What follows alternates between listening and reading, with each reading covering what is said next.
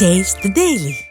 ஒரு கொலை குற்றவாளி கூட ஒருவரை கொலை செய்யும் நேரத்தில் இது போன்ற காயங்கள் பிரேத பரிசோதனையில் இருக்காது என நீதிபதிகள் கூறியதாகவும், கொலை செய்யப்பட்ட அஜித்குமாரின் உடலில் 44 இடங்களில் காயங்கள் இருந்தது எனவும் வழக்கறிஞர் மாரிஸ்குமார் தெரிவித்திருக்கிறார்.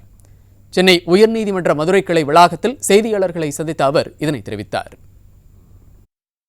வழக்கு நடைபெறும் போதே நீதிபதிகளின் போக்கை பார்த்துவிட்டு தமிழக அரசே ஒத்துக்கொண்டு விட்டது இது கஸ்டடியல் டெத்து தான் அப்படிங்கிறத.